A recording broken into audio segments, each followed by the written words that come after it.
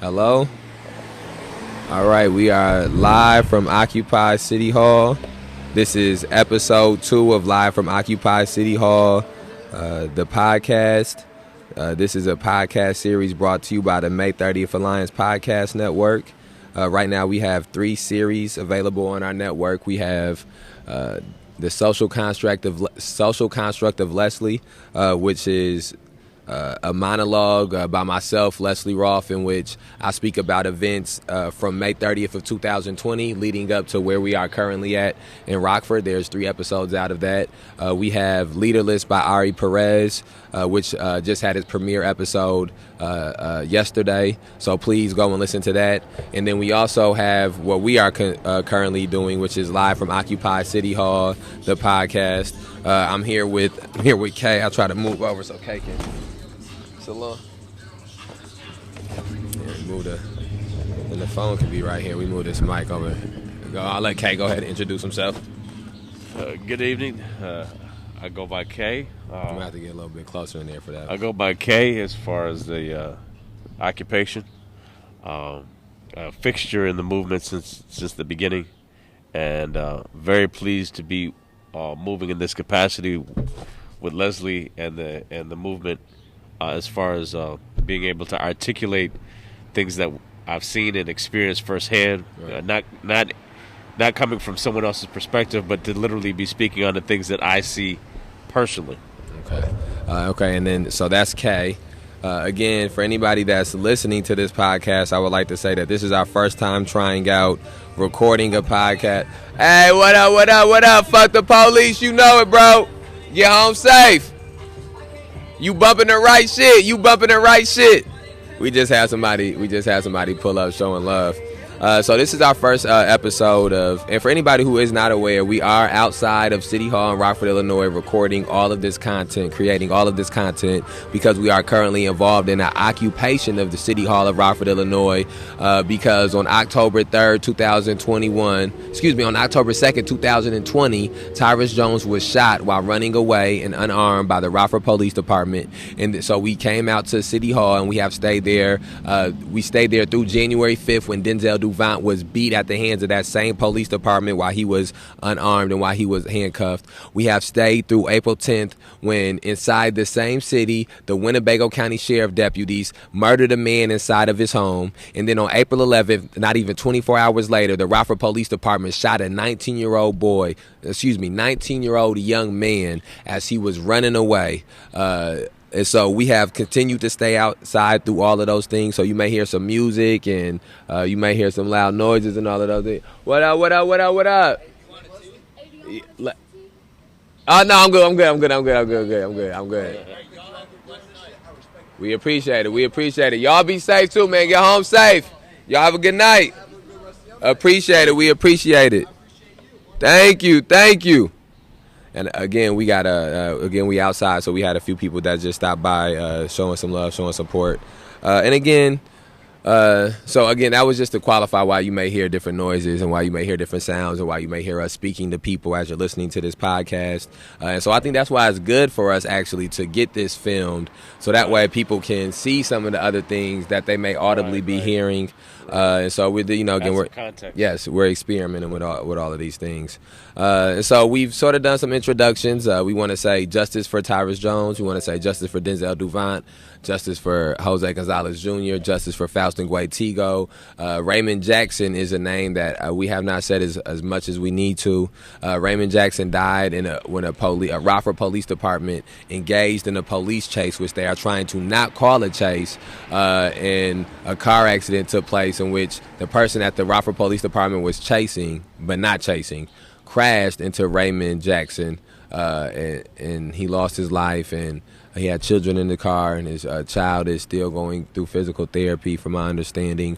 We're trying to get in contact with the family. If anybody from the family listens to this, please contact us. But we want to also say justice for Raymond Jackson. And we want to present, and again, this is a reiteration, but we want certain things need to be reiterated. That's how you build up good habits. That's how you build up understanding.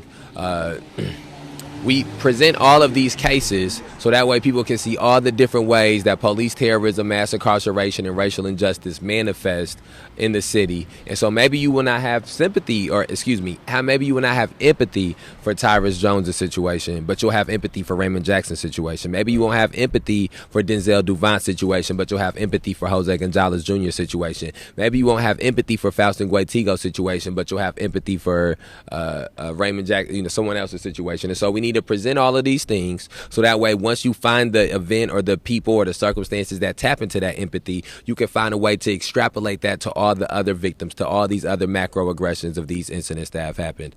And so that is why we started this way. But let us now, because the Live from Occupy City Hall, the podcast, is about basically trying to keep people up with the current events of what's going on. And that's one of the things we want to make sure that we continuously do is to, as we're creating these podcasts, creating this content, that we hone in on the specificities of what each piece of content is for, so that way people can get to the type of thing that they need.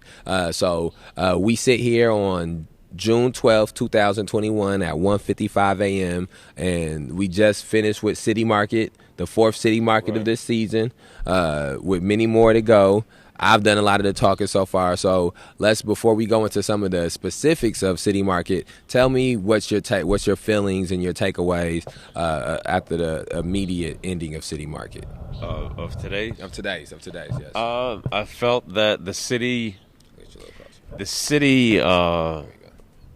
on every level can paint whatever picture it paints when there's a narrative to be had. And I believe the way that City Market is being handled is being handled in such a way where the same way they attempted to paint a picture and justify excessive force and brutality last year, justify it as a means to an end, they're justifying the lack of police presence today because of just how the type of atmosphere that it paints, because of the marketability of Rockford with this with the marketing campaign, with the casino coming in, and other aspects of revenue, that it was very obvious that the police presence today. I had the opportunity to walk through. I walked through the entire City Market layout. I walked through it to see for myself where the police were and whatnot. And I didn't see police. I saw a group of police towards the physical City Market, the actual building area, on the train tracks. But they weren't scattered throughout the crowd. There wasn't a heavy police presence. There wasn't a heavy metro presence. But it just struck me as to how they acknowledge the lack of a need now. But yes, last year literally flipped it in reverse and continued to paint a picture in a narrative that it was desperately necessary to use 40 officers, to need 40 officers on the scene. Right. And I would say I would echo that sentiment by saying that we just left this city, we just finished City Market, and there was a very much lower police presence than the weeks before. There has consistently been this year less police than last year. However, and there's also been. But even with those less police officers, they've still resorted to these same type of fascist tactics in which they're trying to say that you can't protest in certain areas, and they have a whole street shut down. I think that for anybody that's from the city, it should be reiterated that the East State Bridge is shut down. All the street, all the way up to, what is that, First? All the way up to First and East State Street? Or is this First? This Second. That's First. Yeah, that First. Yep, First, all the way from First and East State Street, all the way to the end of the East State Street Bridge, is shut down in an effort to try to keep people from being able to protest or demonstrate in the streets or in that area. And so, even though they may have, and they do have less police officers and less heavy of a police presence, politically, they're still doing these same type of political tactics and political tricks. Yes, they have shifted it. It looks a little bit different. But that's why it's important for us to communicate these things afterwards. We both sort of talked about our initial reactions to City Markets. I want to get into, and I think this leads us to one of the interactions that I had with somebody out there. One of the people came up to me as I was writing in chalk, and he said to me, and again, I guess I don't want to sort of jumping the gun. Let's sort of give a recap. We basically stood outside of City Market and just had the sirens on and did some yelling and talking in the megaphones and speaking in the megaphones and had some dialogue with a few people. We had an incident with a white woman who seemed to, by all accounts, to be a racist, a bigot. And I think that it's important that we do speak about that. Right. But I want to try to fast forward and get to the chalk, and then we can double back to that. But so I bring that again. I bring all these things up to say that that was the extent of what we did for our direct action because of how limited we have been by the political actions they have taken to shut down the street. To even though they don't have as many police officers as last time, they still have exponentially more police officers out there than they need for what the situation is, and that is to keep us from being able to protest or to demonstrate. And so we are at the point where we just let sirens go off for 3.5 hours, 4 hours. And one second, real quick, I'm gonna push it back to you. I just want to, so I don't forget this point, get to the young man who was speaking to me with chalk. So that is what we did until 9 o'clock. At 9 o'clock, the permit is up on that street. However, the city has chosen to leave the street shut down. Right. People are partying on Market and State Street and in front of CJ's and kicking it, and not the disparaging that. That's neither here nor there right now. But this is just to paint a picture. And so we have chosen last week and this week to chalk that area as the street is shut down, to leave messages about the struggle to end police terrorism, mass incarceration, and racial injustice in the city of Rockford, to leave those messages down there in that area while there is a mass of people there, because we are going to City Market first and foremost because of the amount of people who are there, and we want this issue to be heard, and we want these demonstrations and these protests to take place with where as many eyes are possible. Right. And then secondly, we're going to City Market because of the racist activities which have come out of the institution of City Market. And then thirdly, we're going to City Market because City Market is a brainchild of the city of Rockford, and the city of Rockford benefits off of City Market benefited, and things that benefit the city of Rockford are the things we need to be attacking, because another thing that benefits the city of Rockford is police terrorism, mass incarceration, and racial injustice. And so we're at this. So I'm writing in chalk, leaving these messages, and the young man asks me, comes up to me, and he says, "Well, I know that you watch the sign with him. Watch him in the sign." Chris coming up here. Make sure you don't do nothing to the sign. He says to me, "I know that you have I know that you're out here protesting about." I know what you're protesting about, and I see what you have written that says "fuck the police." But he said, "What about City Market? How come you have something that says fuck City Market?" And so I go through and I explain to him all the things that have happened in the city. I go through that have happened at City Market, all the things that happened last year in 2020. And he tells me that he didn't know none of these things. He didn't know 33 people got arrested last year at City Market for trying to protest. Some people multiple times over. He didn't know that multiple people got pepper sprayed by multiple people got pepper sprayed, including children outside of City Market. These were all it's the drunk cop that lived next door.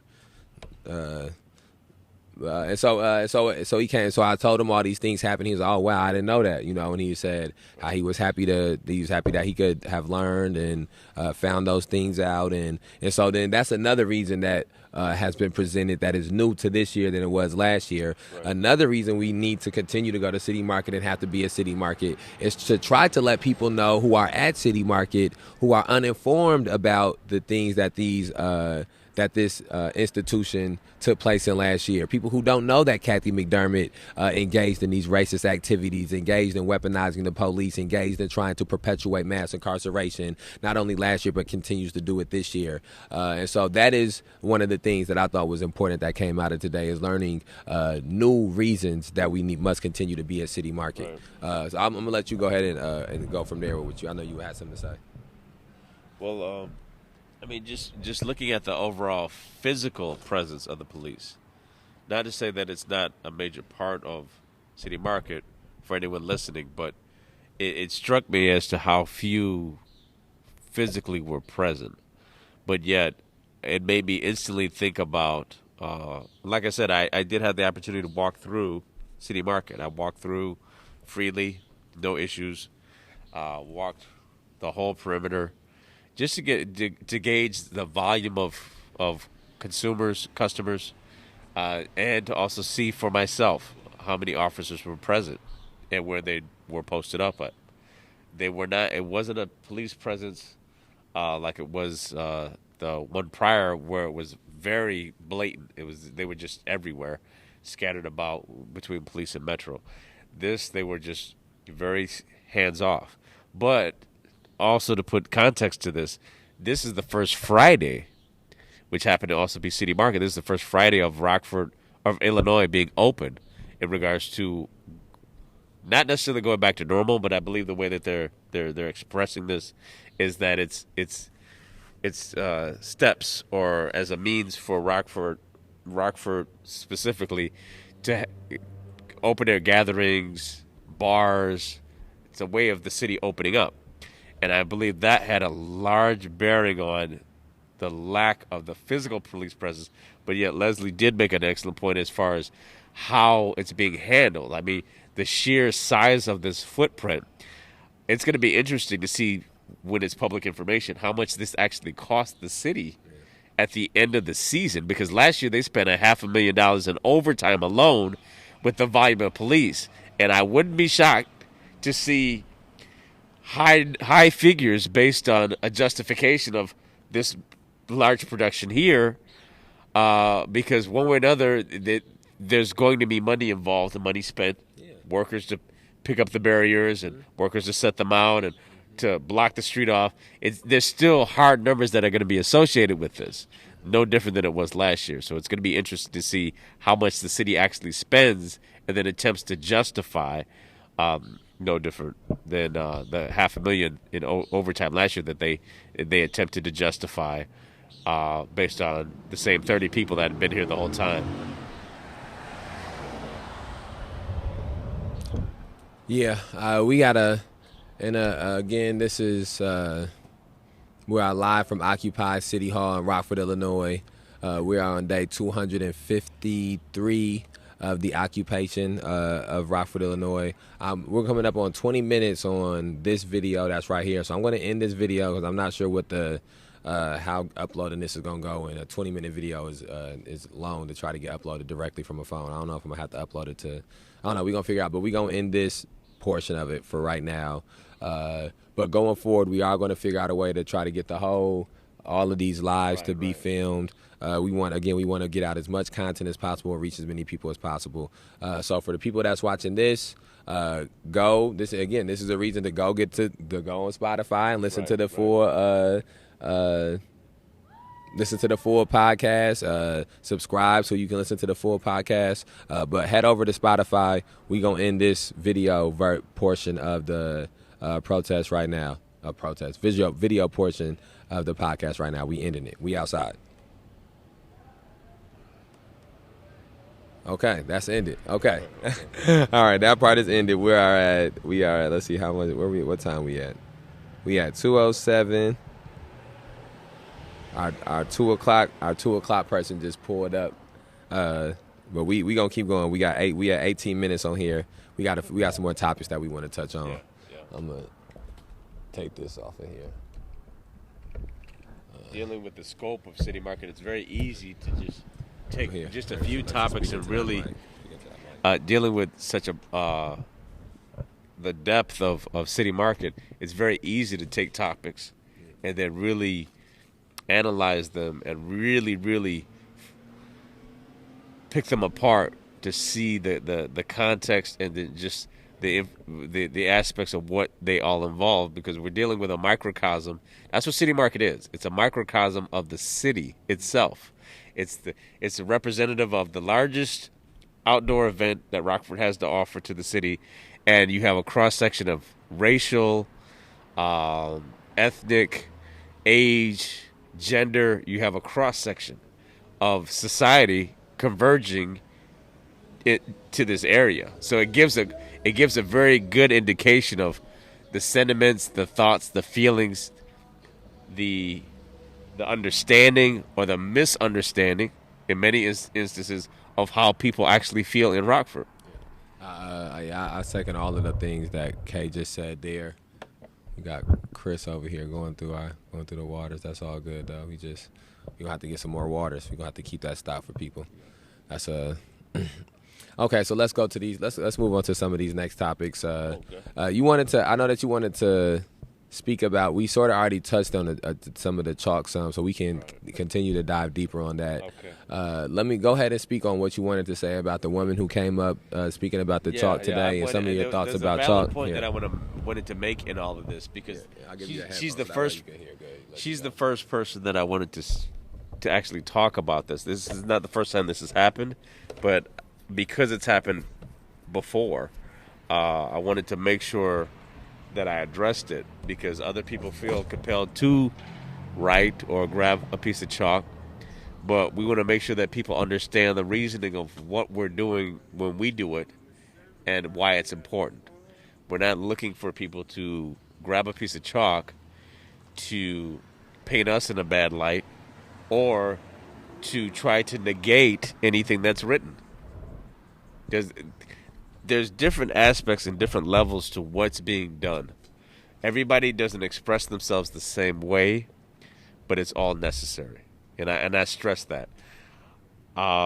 She attempted to express to me how we should and should not act in regards to our valid anger in regards to the police. And it bothered me because her whole focus was really about, well, you shouldn't do this or you shouldn't do that or you shouldn't say it this way. And as throughout my life, I've always been taught this. When someone says something, the moment they say the word but, it negates everything that they said before that. The moment they say but, well, I agree with everything you're saying and you have my 100% undying support, but transitions it to where you're literally saying a context of information, but then you're stopping short by cutting that short and then slamming it by using the word but. I support you, but. It's no different than saying I love you, but it adds conditions, which is important, and I'm using that in context. As she was writing on the ground with chalk, she said, it's all about unity. And in regards to race relations and racism, we have to work together, and we have to end it, and we just need to focus on peace, and we can't focus on the negativity. Let me paint this picture. If I watched a husband and wife literally become violent to the point where the husband is beating his wife, broad daylight, in the middle of the street. If I then watch this injustice and then someone asks me, what did you see? And I explain it as I saw it in vivid detail. Me explaining it and causing someone to have a reaction of feelings does not make me the equivalent of the abuser of the person that I'm describing the abuse of. And I hope I explained that. I hope how I just explained it makes sense. To explain an injustice in vivid detail so that a person understands what has taken place, as horrific as it is, it doesn't make the person who's explaining it or analyzing it and expressing it, it doesn't make them accomplices to the harassment or the abuse. So to see the chalk, to see certain people become so, what's the best way to say it?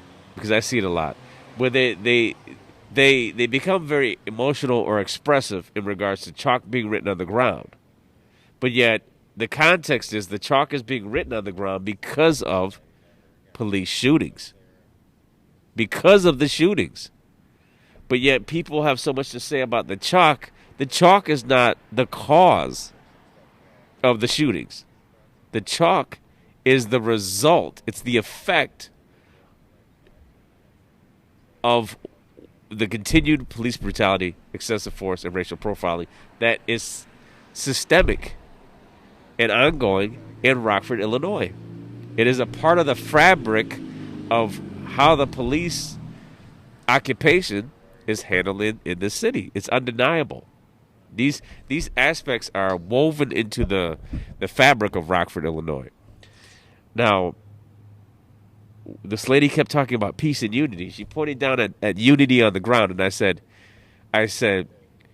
to fight for unity, and the word is right in front of City Hall. It's right in front of the door when you walk into the door from East State. She said, this is what I'm about, unity. And I said, this is what I'm about. But I said, to get to unity, I said, in the middle of war, soldiers don't talk about the peace that they anticipate while the bullets are flying around their head.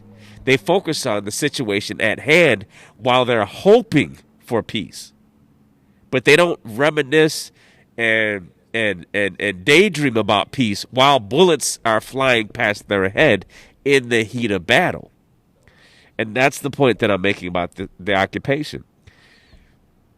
There's a focus here. And this is definitely not the cause of anything in Rockford. This is the effect of multiple shootings. This is the effect of a lack of acknowledgement through the political structure to acknowledge people solely based on saying the person's name in the context of a shooting. Humanizing them, not dehumanizing them, but humanizing them. And it speaks volumes to how just the turn of events has led to us being here for nearly 250 days. What is deemed as a minor inconvenience for some is deemed as a necessary stand for others. I'm okay with living with the thought that someone thinks I'm a minor inconvenience when I'm looking at people coming up to me with tears in their eyes saying, that was my brother on that one memorial on East State. That's my family member, and I appreciate you acknowledging his legacy. That's on a personal note. That touches me when people come up with tears in their eyes saying, I knew them. I went to school with that person. I grew up with them. I will continue to humanize them when the police and the political structure here chooses not to. I'm gonna hop in real quick here. My fault. I think that I guess I should move this over. Kay made some very poignant. That's very poignant analysis from Kay there, and we have a few things on this list of this Rockford rundown list that we have that we want to go through. And you sort of already started touching on one of the things that's on there, which is the memorials. And so the memorials last podcast that the May 30th Alliance did with me and Kay featured on it for the Live from Occupy City Hall podcast series.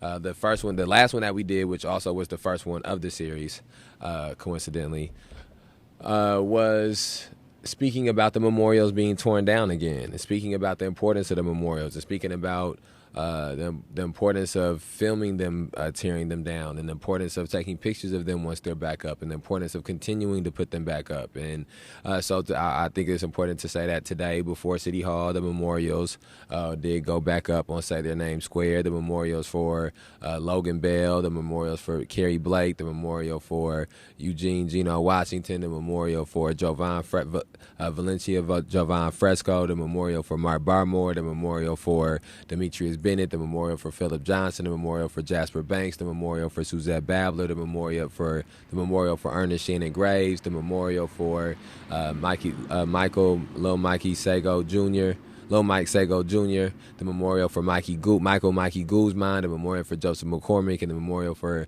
Eddie Patterson, and the memorial for Faustin Guaitigo. All 16 of those memorials went back up, and it is important for us to continue to put back up all 16 of those memorials. It's important, I believe, for us to continue to add memorials for people who were murdered by the police department and by law enforcement further back to encapsulate the gravity of these issues. And I think it's important for us to continue, unfortunately, as we all know, that these issues will continue to happen. People will continue to be murdered until a movement is built and perseveres and pushes through, which is what we're in the process of doing. But we have to understand that these are certain things will happen, and so I think it's important we continue to add to the memorials when those things happen as well.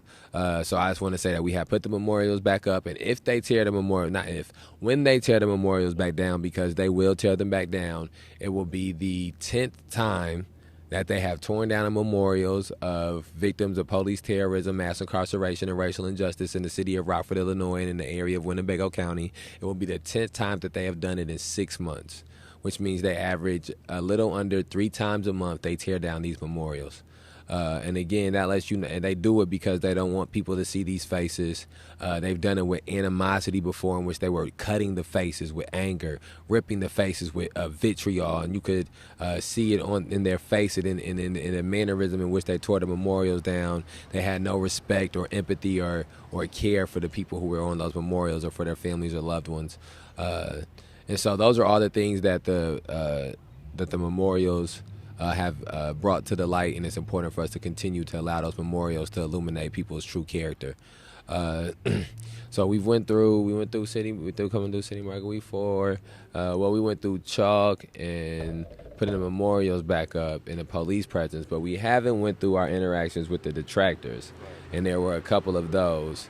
Were you there when the woman came up to us and got the pamphlet, threw it away? Were you there with the woman that came up when I had the chalk and she grabbed the megaphone and I was probably getting you a bottle of water. Okay. So I'll talk about both of those two things, and then I'll let you take the reins on. I'll let Kay take the reins. Excuse me. Y'all are you. I'll let Kay I'll take the reins on the first 2 events that happened. I'll let Kay take the reins on the third event that happened. Let's see where we're at. Let's see where we're at with time right now. We're at 31 minutes, so it's about 2:21. So I think we get into both of these, get into these 3 stories, and then after that we go ahead and wrap it up. So we're down at City Market, and we're protesting, sirens, megaphone signs, people down there. One of the things we were doing is passing out the pamphlet to people. The Winnebago Boone Integrity Task Force pamphlet, for people who don't know when I say the pamphlet. And we're working on getting a secondary pamphlet. We want to get to a point where we have multiple pamphlets informing people, all for free, to educate people and engage people. And he done rode around here a few times, ain't he?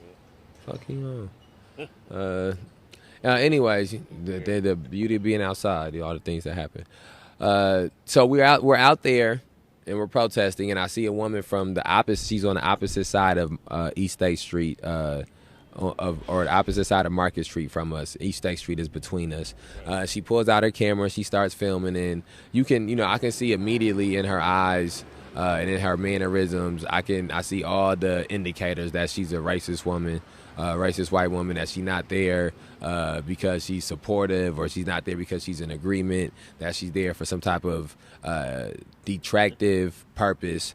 I see her filming, and I see her kikiing with her friend that's over there, another white woman who, by her, the people she chooses to interact with on Friday evenings, she seems to be racist. She's interacting with a woman whose actions and activities and mannerisms were all racist.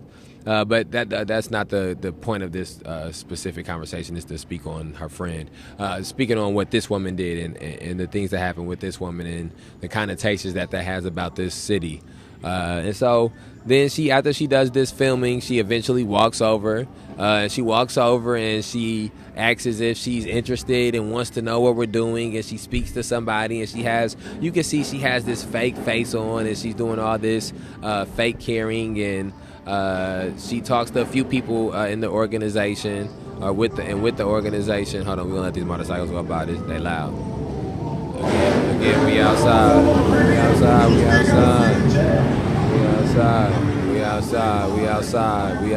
Y'all. We outside. It's the joys of being outside.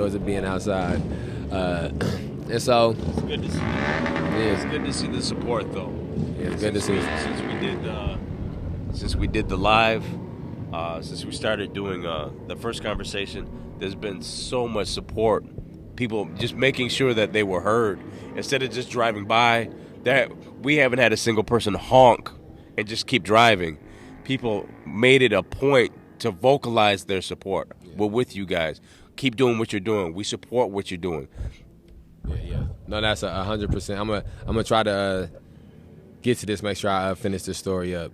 So she walks over, pretends that she's in agreement and laughing, and she gets a pamphlet after she. And I want to say this too, that I could tell immediately from this woman's again, from her mannerisms, that she had all the indicators of white supremacy and white nationalism and racism.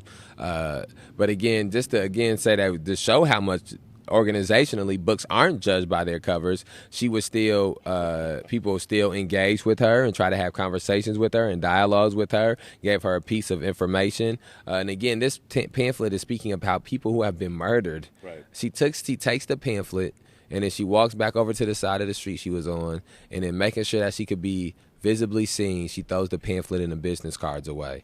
And that was the political action that she chose to take. She chose to throw away a pamphlet of murder victims, no different than the institution of the city government, political action being destroying the memorials of those same victims.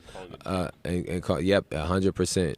And calling it trash, calling it junk as they did it, and and that was her. She got that pamphlet, and she wanted to make sure that she told us politically she believes that this is trash. Politically, the black people that are in there, their lives don't matter to her. Politically, their lives are trash. Yeah, sure. Yeah, it wouldn't have happened.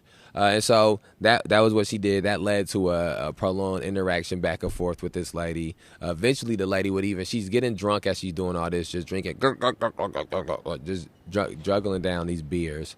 And then eventually she even comes back over and antagonizes the members of the organization, trying to incite some type of argument.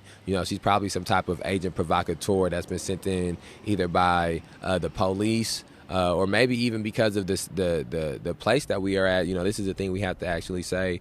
Maybe some other group of people who, because of some of the successes we have been having, don't want to see us have those successes, and so maybe she's a plant from them.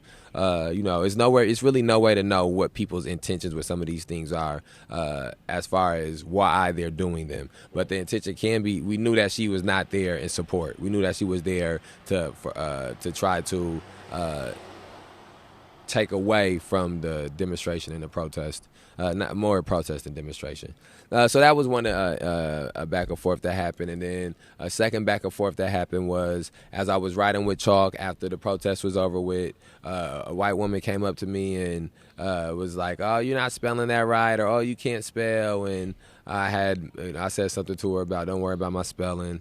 And then I went back and I did make a mistake spelling, but then I went back and I fixed something. And when I fixed it, it was City Market is racist was what was written. And so I wrote 3 Ks. First, I wrote 3 Ks because City Market is racist, and the KKK has historically been symbolic of racism in the country of America. And so that is the reason that it was 3 Ks in there. And then also Ku Klux Cops is a thing that is a statement of the movement that we've used regularly. So I tell her that's KKK is for Ku Klux Cops. Like, I tell her it's for racists like you. Leave me alone.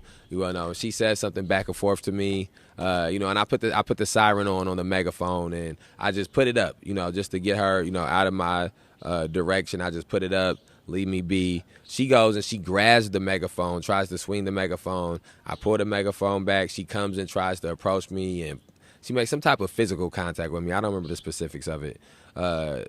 Either way it goes, the situation was de-escalated. I never put any type of hands on this woman, never had any type of physical altercation, physical interaction on my part as the aggressor with this woman.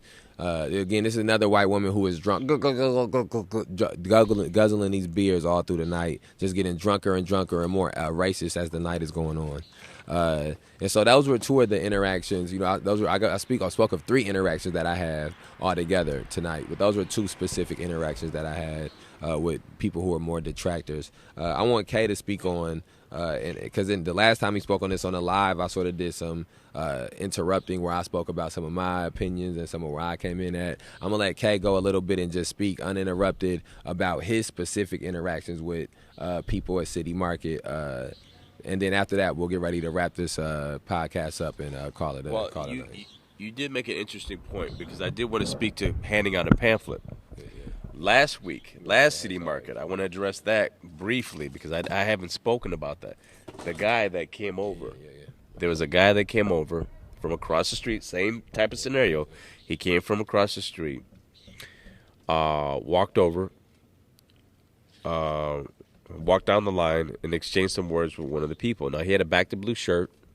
One of his buddies, I guess someone he went to school with or someone he knew, was killed in the line of duty. So he was wearing the shirt, a large flag with the back to blue on the back of his shirt, and then he proceeds to walk down the line, and he made some comment and looked at me, because I think most people don't assume that I'm going to speak or have the capacity to speak with any type of eloquence. They see me in my presence and they assume that I'm there just I guess the only way I can say it, some people assume that I'm just there to be the muscle. That when I speak, some people are actually genuinely shocked. Well, he could actually speak. I'm there for multiple reasons.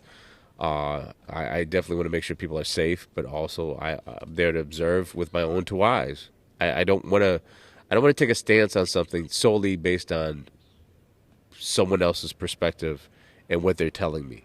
I'm taking a stand flat-footed on what I'm seeing with my own two eyes and what the group is seeing collectively in regards to Rockford, Illinois. Now, he proceeds to walk down, and he was actually shocked that I addressed him. And I said, I was talking to him about the police, and I said, the system itself is corrupt. So you keep talking about good cops. I said, you don't understand. In Rockford, there is no history of a precedent of an officer turning in another officer based on wrongdoing. There's no precedent set here for that. I mean, the national precedent that we have is the case in Buffalo, New York, where the officer, the black officer, was watching her partner brutalize a suspect, brutalize him, and when she stepped in, her partner proceeded to punch her in the face. It's a well-known case. You can Google it, and you'll be able to get all the details. She was at some point fired, relieved of her duties without her pension. So everyone's saying, well, there's good cops, good cops. That's what happens to these quote-unquote good cops. She was standing up for someone being brutalized, and she lost her job and her pension. And she didn't just get vindicated until, I believe, this year or the end of last year. She was just vindicated. Now, mind you, I believe this happened 10 years ago. And I'm using that for context because I told him, I said, the local police force does not have a record of turning in officers that have done something wrong or something that they've seen. I said, they don't. It's not a part of their culture. They don't do that to one another, which means they can watch someone, another officer, commit a crime and still look the other way, not say a word. And I said, because of that, people are expecting respect, but respect is earned. And it was ironic. I think it was at the end of the evening when City Market was over. He just happened to randomly be walking in an area that I was in. I thought he had gone home. I gave him a pamphlet. He asked for literature, and I said, here, read this for context so you'll understand what's taking place downtown. Because I said, your shirt, believe it or not, is a hot button because what it represents in this immediate area it's very much a political statement and also a white supremacist statement. I said a lot of white supremacists locally are hiding behind the Back to Blue, and on a national level, they're hiding behind Back to Blue for their own personal white supremacist ideology. They're using that to pawn off all these other thoughts or intents that they may have. Now, he happened to be walking back. He was walking away from the bridge, and there was a line of officers at CJ's. So he proceeded to walk up to the officers, and he shook each officer's hand. Then, once he made eye contact with me and realized that he was back in the area. Now, mind you, he and I had already talked. I told him there's a history of police violence in this town. There's a history of excessive force, police brutality. I told him all of this. He proceeded to shake the hands of all the officers. Thank you for your service. He looks at me. He didn't expect me to be there. He just happened to look up, and he recognized me. So then he proceeds to walk over to me with his hand out. Now watch the psychology of this. He proceeds to walk towards me with his hand completely outstretched and says, "Aren't you going to shake my hand?" And I looked at him and I said, No, I'm not. He's like, Why? Come on. I said, because I just told you the reason and nature of why I'm out here is because of police brutality, excessive force, and racial profiling.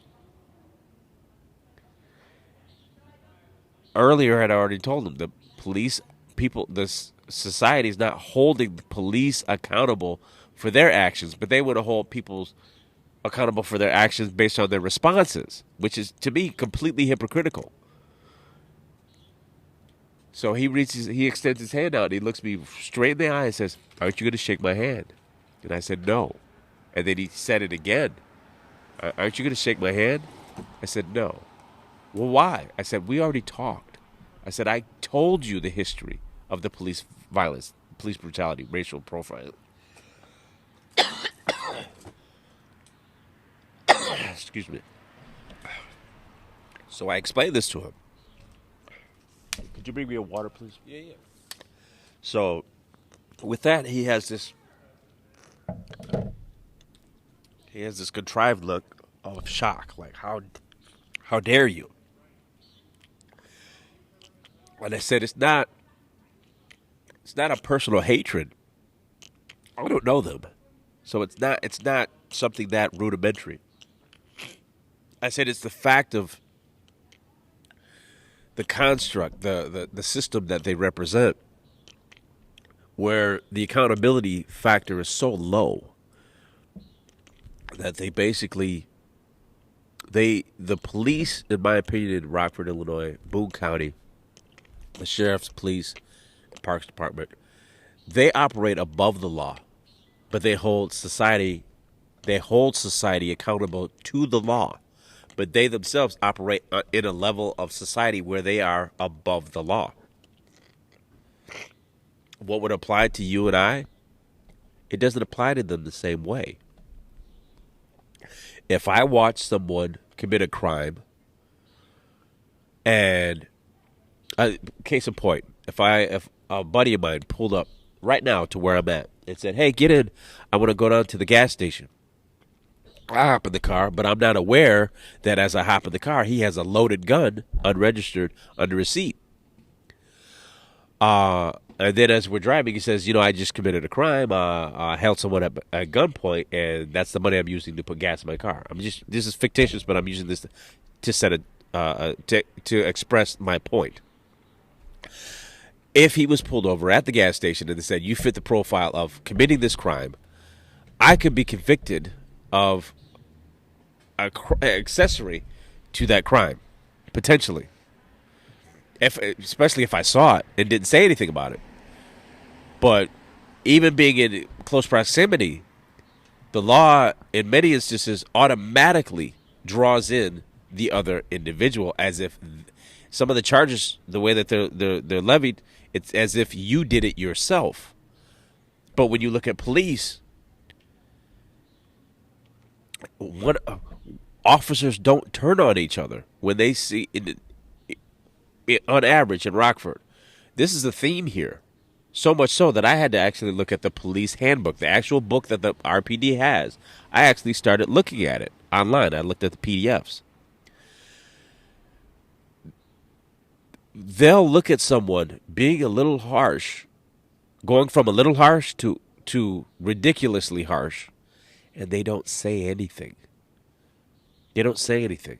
They won't say anything on the spot, and they're very reserved. And I'm learning as to why they are. The same way they walk up to us as citizens and say, anything you say can and will be used against you in a court of law. That's why in most instances when officers stop talking or they're quiet, their concern is this may actually go to court or there's an implication. So let me not say anything, because anything I say when I'm taken in the context of a citizen can be used against me in a court of law. But I want to share this one point, not to get away from the story, but I want to share a legal point that came up through my research of the handbook. In RPD handbook, when an officer observes another officer stepping outside the bounds and guidelines of their job and does not reprimand or stop that officer, the officer who allows it, their job is actually in jeopardy, where they could actually lose their job if they are deemed through evidence to have witnessed a crime by an officer but did nothing to prevent it or to address it with the officer.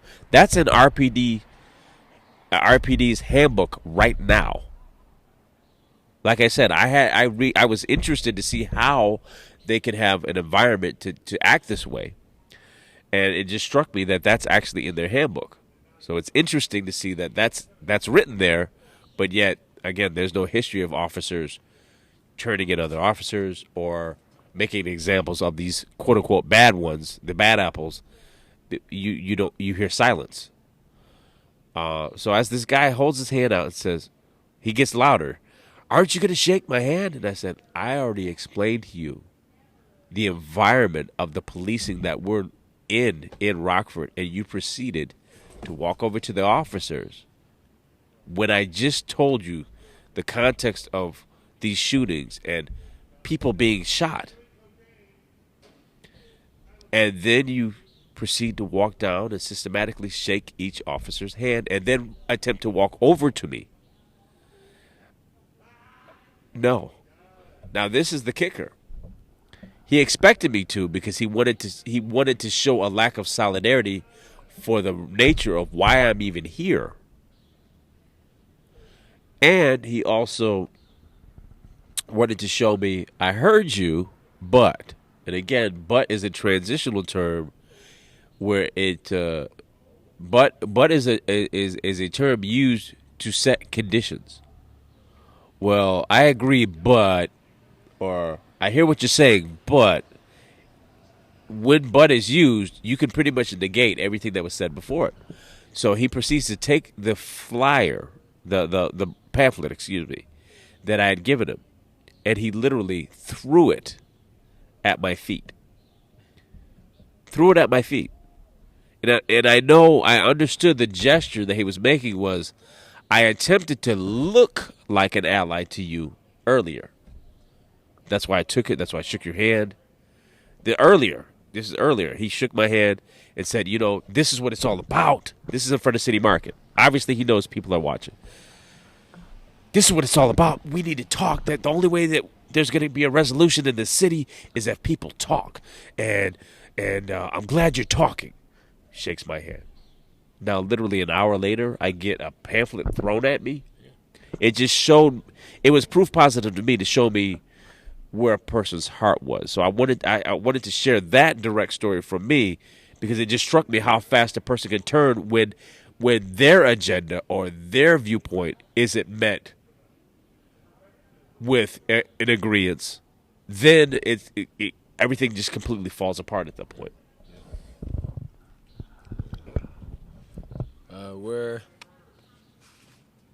We are at it's 2:43 a.m. Day 253 of Occupy City Hall, Rockford, Illinois. You are now tuned in to the Live from Occupy City Hall podcast. wherever podcasts are available. We want to thank you for spending this last hour with us. We want to please ask that you share this on any social media platform or send inbox it to somebody that's a friend and ask them to listen to it. We want to try to get as many people to become aware of these issues as possible. If anybody who wants to donate, you can donate at Cash App, $ May 30th Alliance. Again, for Cash App, that is $ May 30th Alliance, MAY 30THALLIANCE. Cash App, May 30th Alliance, $ May 30th Alliance. For PayPal, you can donate at May 30th Alliance at protonmail.com. And for Venmo, you can donate at May 30th Alliance. For anybody who wants to get more involved past the financial level and past sharing on social media and wants to be feet on the ground in the trenches or wants to learn more about the being on the front lines and the specifics about it, we have 3 events that we do weekly. We are working on entering a 4th event that we do weekly, which will be some type of weekly teach-in or bi-weekly teach-in.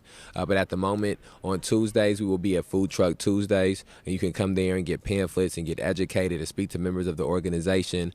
On Friday, we have City Market Fridays. You can come there, get pamphlets, and speak to members of the organization, get more educated about these issues, more informed about these issues, and you can also get involved as far as being on the front lines at Food Truck Tuesday and at City Market on Fridays. We have things that anybody who wants to help can be involved in doing to help.